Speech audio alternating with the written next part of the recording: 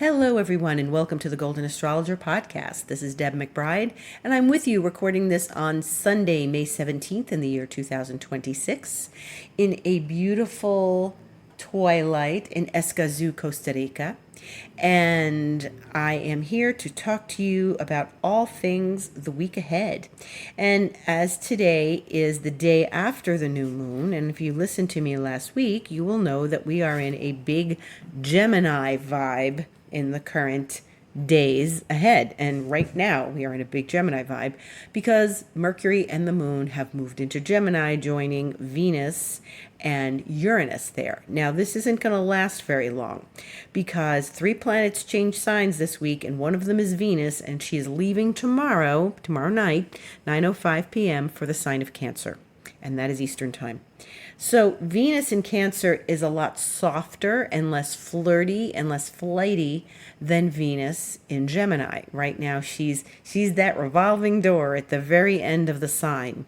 And if you're having those last flirtations before you take something emotionally seriously, then that's the ends of Venus in Gemini. And tomorrow evening, Eastern time, when she goes into the sign of Cancer, she will be joined by the moon about 40 minutes later, and the moon will enter Cancer. I know it flew through Gemini, didn't it? It went in yesterday, actually really last night, and it's barely spending 48 hours there before it heads on into the sign of Cancer tomorrow. Gemini is a sign that planets tend to move quickly through, such as Mercury, such as the moon. And they don't stay long, and they do the work of the Gemini energy, and then they move on over to Cancer. And Cancer is softer, gentler, sweeter, more patient, more nurturing for sure. And so when the moon moves into Cancer with Venus tomorrow, this is actually a very lovely, lovely experience. It means the two goddesses are together, and they are going to conjunct shortly thereafter. So Venus will move in at 9:05 p.m. Eastern time, and then the moon will move in at 9:46 p.m. Eastern time, and then they conjunct 4 minutes later at 9:50 p.m. Isn't that nice? And so, isn't that nice? So this is a beautiful aspect. This is really lovely in the sign of Cancer, and they will both be at the 0 degree point of the sign. Now we know that 0 degrees of the cardinal axis was where we were with Saturn and Neptune back on February 20th. And so they are not in Aries, but they are on that cardinal axis point. So they may have something to say to us about February, and they may have something to say to us about Saturn, Neptune. So it will be subtle, more than likely. And so just pay close attention to any news that surfaces tomorrow, maybe more in the evening, maybe more Tuesday morning, about things that occurred back at the end of February. Look at the news, look at where things are, and see where this could possibly be surfacing again, bubbling up from the collective unconscious. And in the meantime, personally, I like this very much. This is a very lovely, supportive, nurturing aspect to have happening. And it isn't very often that Venus steps into Cancer. She only does this once a year, and she's not retrograding in Cancer. So she's stepping into Cancer, and then she's stepping in with the moon, which is really lovely. And what's more about Venus in Cancer, she is going to meet up with Jupiter in Cancer. Again, not right now, but in a few weeks. And she met with Jupiter in Cancer a year ago when Jupiter entered Cancer just about a year ago or so. Now, this is very interesting because Jupiter spends a year in a sign, and the likelihood that one of the inner planets, other than the sun maybe, is going to be sitting with Jupiter in that sign, that's a gecko, sitting with Jupiter again 2 years in a row is very unusual, because when Jupiter enters, it's going to leave in a year. And so getting one of those very erratic cycles to join Jupiter for a second time within a year is very, very interesting and very supportive and kind of beautiful. So I like this. I like that Venus is having these moments, entering with the moon and probably close to exiting with Jupiter. And we'll talk about that more when they come together again. But I think it's a beautiful indication of this Venus in Cancer cycle. Venus goes into Cancer every year. Like I said, she's not going retrograde. She'll be retrograde later this year, but that's in Scorpio. But she's really sort of feathering the nest there with the moon, and then eventually with Jupiter. And this is very sweet. Venus will not be in Cancer when the sun comes into Cancer. The sun's going to go into Gemini this week on Wednesday, and we'll probably have Venus finish with Cancer before the sun goes in there. Anyway, they won't conjunct in Cancer. So I think this is, getting back to Venus and the moon, this is really very sweet. So what can you do with this? You can create something lovely. You can open the door to friendships. You can welcome people in a very nurturing or hospitable way. You can bring people in for dinner. You have a little dinner party. You can call a friend you haven't spoken to in a long time, or call a friend you talk to all the time, and just be in a wonderful, outreach, supportive, lovely, cozy way. Make some nice warm meal at your house, even if it's just for you or your family or just you.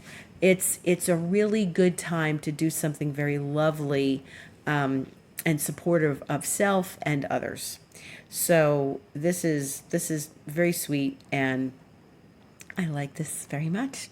And it's a good time to extend a hand, Even if you want to help or support someone, if someone's going through a rough time, you can lend a hand or be a friend. Lend an ear, because remember, Mercury is in Gemini. Now that Mercury's in Gemini as of this morning, maybe you need to lend an ear.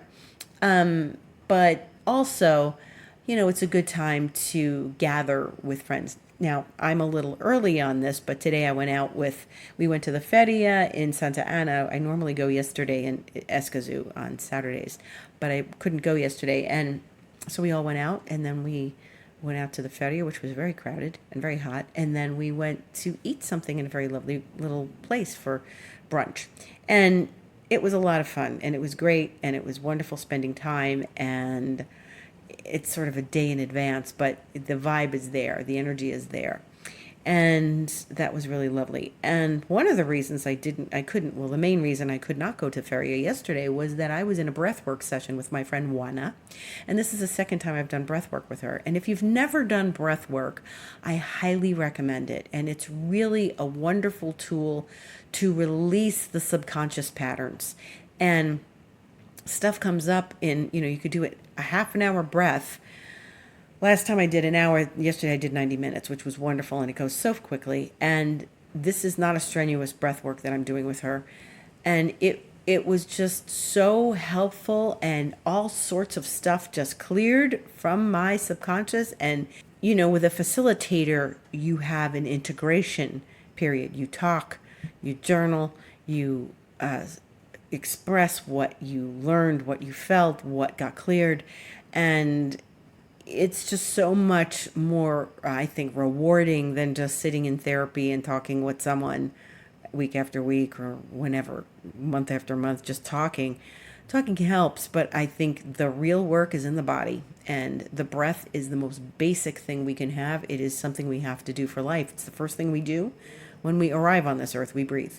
It is the last thing we do before we end our life. We breathe. We take our last breath. And so many traditions, indigenous traditions and healing traditions and, spiritual traditions, all include the breath some way. And I think it's really important. And it's just amazing. I actually had a conversation with another healer, one of my colleagues and friends, on Monday of last week about how great breathwork is. And I experienced breathwork with her back in New York City a bunch of years ago. And that was a more holotropic breathwork where there's loud music and it's kind of thumping and you're breathing above and beyond it and you're transcending it, and it's fast and deep and heavy. This is deep too. What I did yesterday was deep. But anyway, I highly recommend breathwork, and it just is so clarifying. So a good thing to do when we're coming into Gemini season, and that begins this Wednesday, the 20th, if you can believe it. It's the 20th of May,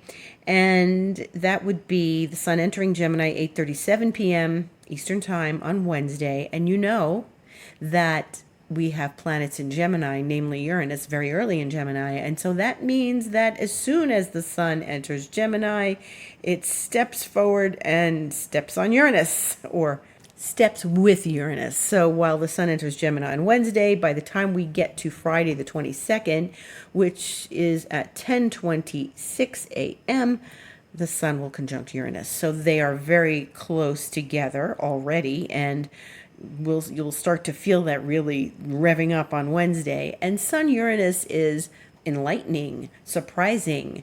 It can bring you some brilliant ideas, and the sun's sort of illumination can really open up Uranus's brilliant ideas. So you can hopefully use this energy this week to go into some of your genius, your brilliance, to push the creativity a little bit. And I think this is a good week to get creative because, Venus goes into Cancer, and then at the same time as the moon, and then, Sun and Uranus. This is very creative energy. This is really supporting the creative process, and really having a breakthrough on Friday. That would be an amazing thing. So whatever you're working towards, and there's always an element of creativity in the work and the life we live.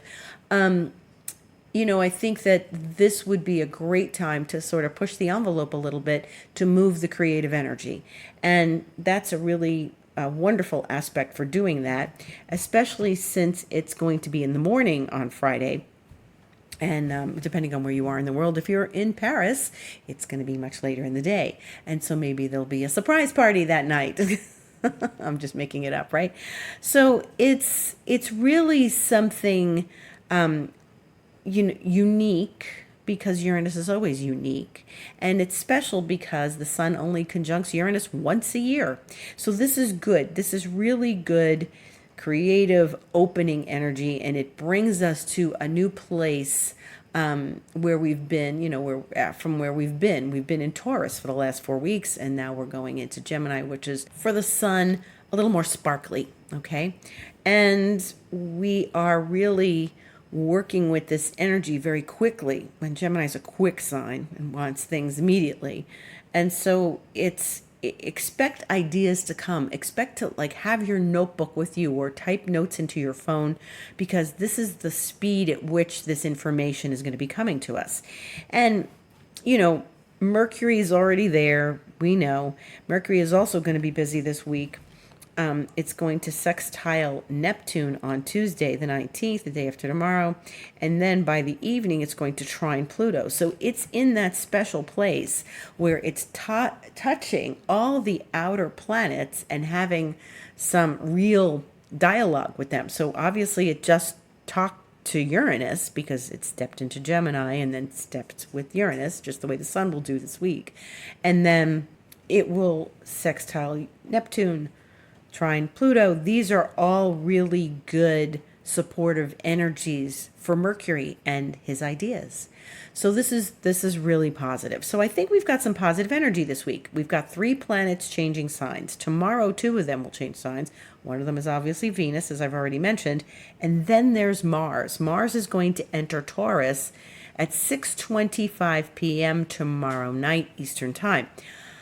Mars does not love being in Taurus. It is really moving out of Aries, its favorite sign, and then moving into this new place, which is much slower for Mars.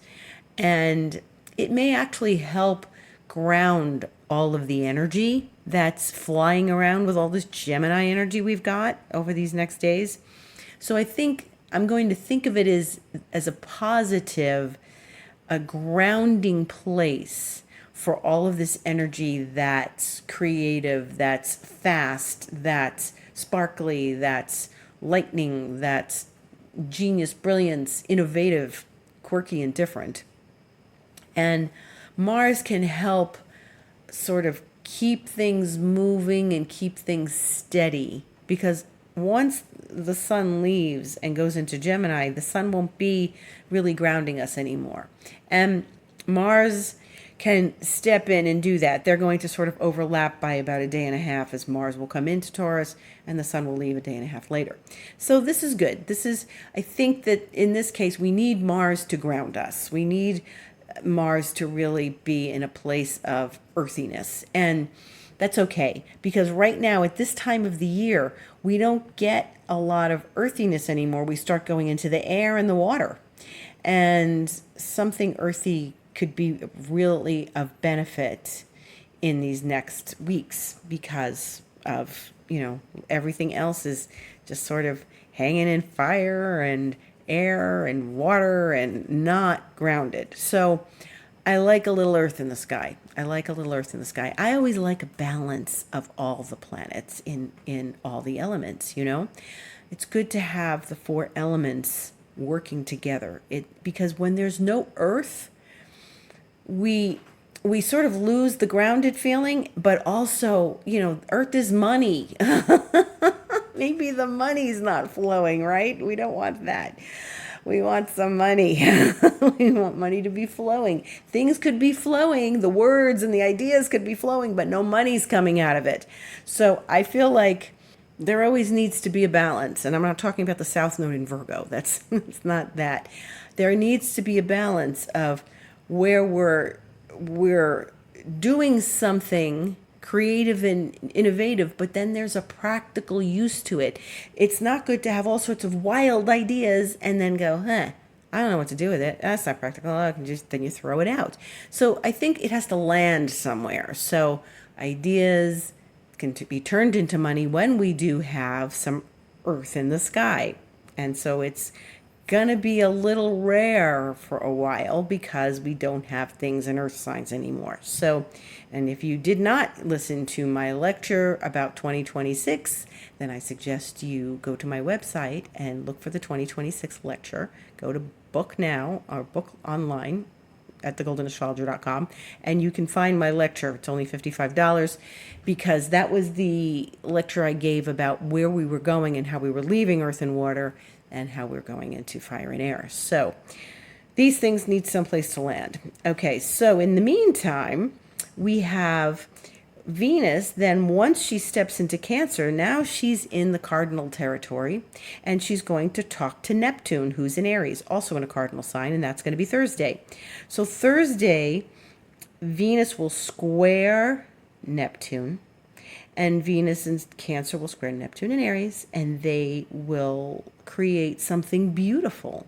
It's a square, yes. So do be careful in your relationships. Do be careful who you lend money to. Do be careful with your wallet when you're in a crowd, okay? Especially if you're going on vacation in Europe. Make sure that your wallet is in a safe place, and if you get into crowded trains, no one's reaching in and taking things from you. So be careful. And, things are slippery when Neptune and Venus are involved in a challenging relationship, okay? Talk to your friends. Again, be supportive. Venus is in Cancer, and it can be deeply creative. It can bring you a beautiful dream. It can bring you a beautiful inspiration. It's a great time to decorate your house. But also watch the money. Watch that the money just doesn't slip out of your hands because you're decorating your home. And you spend a little more than you thought you were going to because Venus is squaring Neptune and it just sort of slipped out of your hands. So again, these are things, just little cautionary tales. I like that Venus and Mars are going to speak to each other sweetly on Tuesday the 19th. They are going to have a sextile from Taurus to, Mars and Taurus to Venus in Cancer. And so since they both change signs tomorrow, they're going to speak sweetly on Tuesday. and they are going to give us some nice support in the relationship department. So Venus is pretty busy this week. She's changing signs. She's meeting with the moon right away. She's sweet talking Mars. Maybe there's someone in your life you need to sweet talk a little bit. Maybe it's your spouse, your partner, and sweet talk them into spending the money to redecorate the house. And that's what happens on Thursday when Venus squares Neptune. But this is all pretty positive, and there's a little bit of static and electricity on Friday when the sun meets Uranus, but it's okay. Like I said, use it. If you direct the energy is yours to use, and that's why we do this on the Golden Astrologer podcast and other astrology podcasts. The energy is there for you to use, and if you use it to direct it towards what you wish for and you desire and what you want to create, then the energy is yours. You create what you want from it. Okay, now if you want to have a wonderful experience of these energies and not be in a staticky place, then keep yourself in a very grounded place, do some breath work, and use the energy wisely and make choices when there are choice points. Make choices that don't give you agita, right? If I take this, now there may be agita in a couple of different choices, but try to give yourself the best experience of this energy. And I say that especially because next week is going to get a little complicated. Next week is going to get complicated. And while I am definitely staying with this week, and we will talk next Sunday about next week. Next week is going to bring us a Mars square Pluto and a Venus square Saturn. So those are tougher. Those are relationship oriented. They are often patterns that we have. If you're a Venus Saturn person or you are a Mars Pluto person, you may find that those energies really get under your skin, and you have to work with them and navigate them. And I'm giving you a little taste of what's coming next week because I want you to be aware. If you are in the United States and celebrating Memorial Day, next weekend is Memorial Day weekend.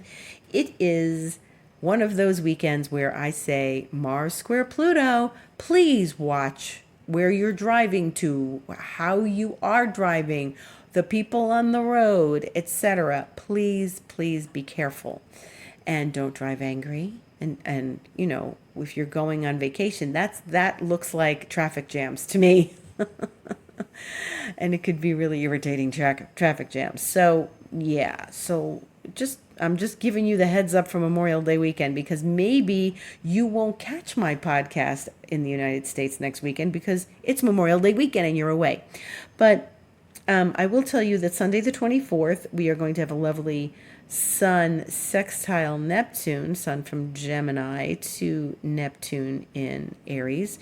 And again, now that we're seeing planets enter signs, like I said, 3 planets are changing signs this week, Mars and Venus and the Sun. And those are all the personal, intimate relationship planets. They're not the outer planet. We've had enough outer planet cycles change, but because the outer planet cycles change, as soon as planets that move faster, like the Sun and Venus and Mars, when those planets move faster and move into a new sign as they are this week, they are inevitably talking to the outer planets that have just moved into these new signs.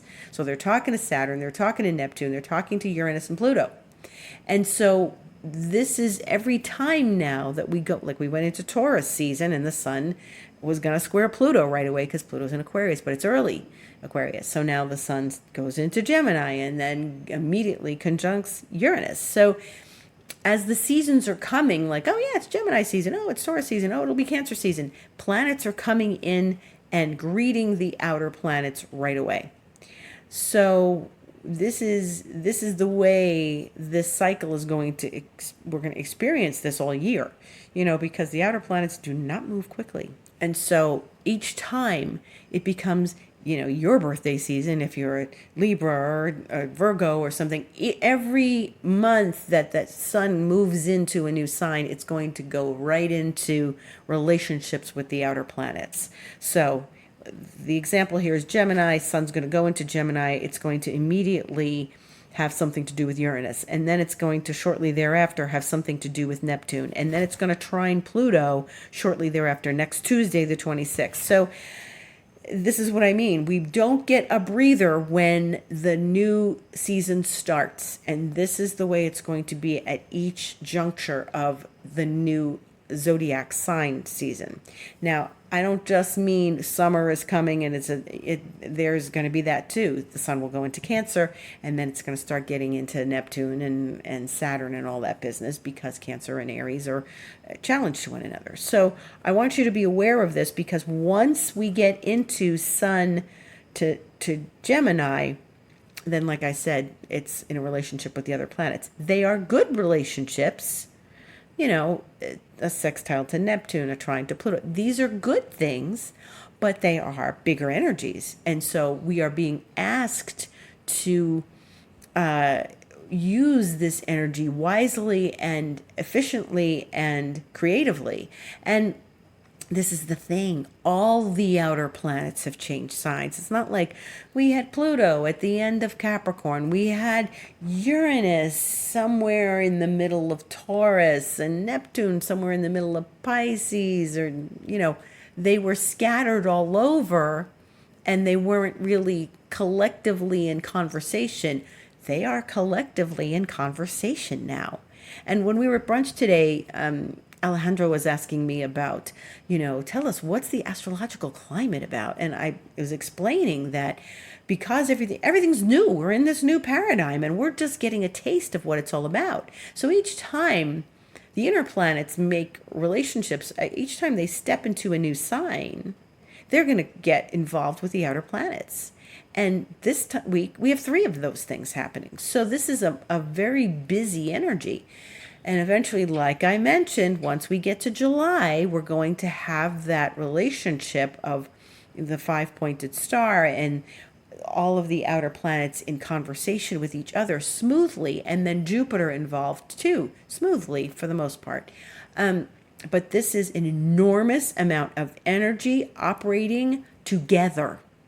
It's not like they're not talking to each other. They are.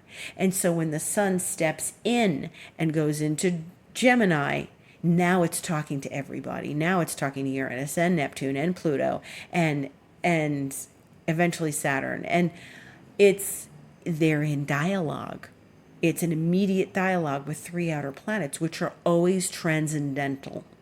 So this is fascinating, because we are being asked to transcend our previous lives.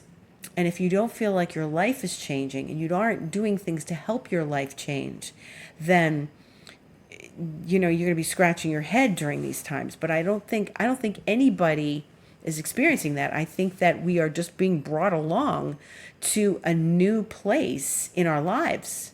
And the best thing to have is an intention. The best thing to have for yourself is set an intention, a big intention, a little intention, many intentions. For example, when I went to breathwork yesterday, I had a different intention than I did 3 weeks ago when I went to see her. And then she was telling me she's working with her husband, and they're doing a 21-day breathwork challenge, and he's doing 15 minutes every day for 21 days, which is exciting. But his intention is the same for those 3 weeks. Those 3 weeks, those 21 days, he's going to have the same intention, which, I mean, for 15 minutes, maybe I would too. But setting an intention, and it's the bigger intention. It's not just, I want to make it to payday. It's a smaller intention.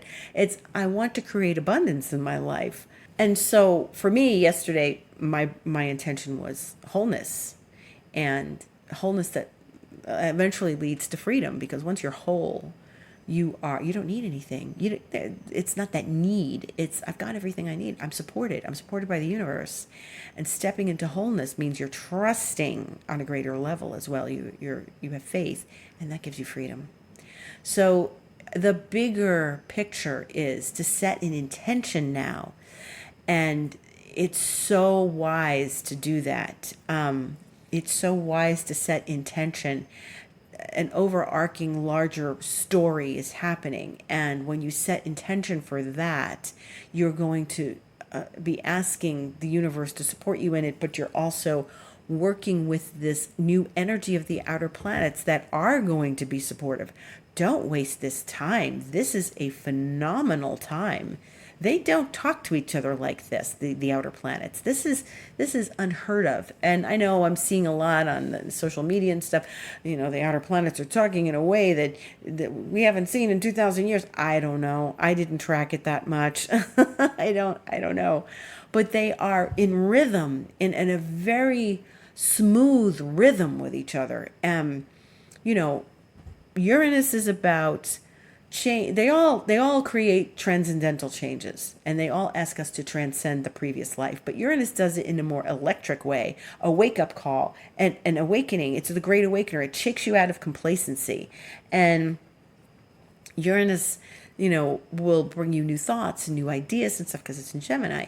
Neptune does this in a very subtle background, sensitive, visionary way, intuitive, psychic way. It's not something that's just going to smack you upside the head.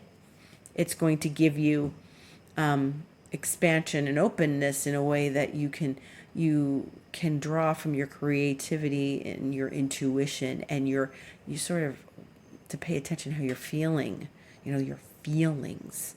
Uranus is a little more intellectual.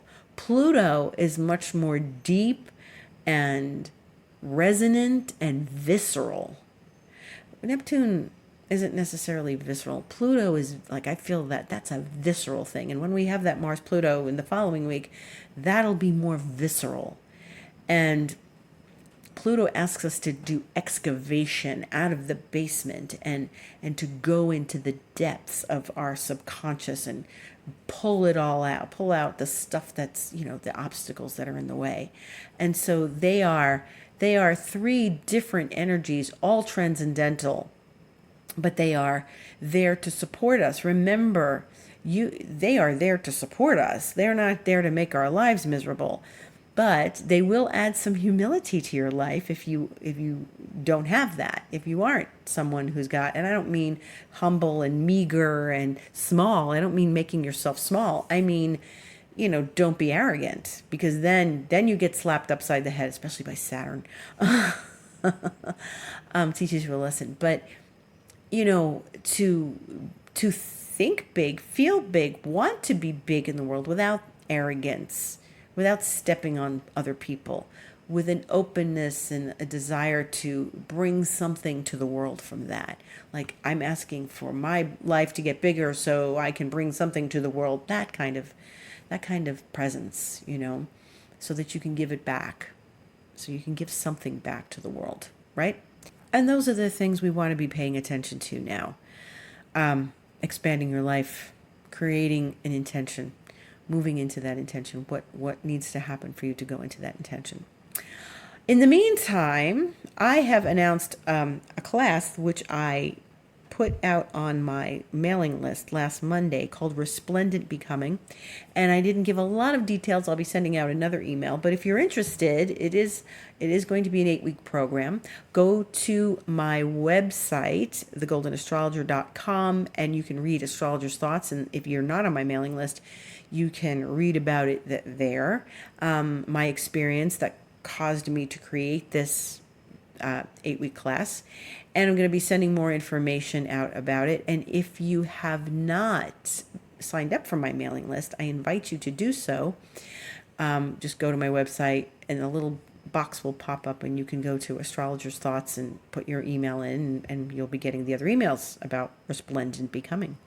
And if you are interested, if it sounds intriguing, you can always write to me about it and ask more questions. I will be sending out more information within the next day or so. My email is info@thegoldenastrologer.com or deb@debmcbride.com. They go to the same place. And if you would like a session with me, you can go to my website, thegoldenastrologer.com, click book online, and choose a lovely astrology session, a peaceful, beautiful, clearing Reiki session, or maybe you want to join me in expansion mentoring, 3 months, 6 months, 12 months. And all of this is available on my website, and you just have to make a choice. I thank you so much for listening. I wish you a beautiful week ahead as we move through these interesting shifts and changes in the astrology world. And thank you, gratitude to all. A beautiful, blessed week, and I will see you on the internet.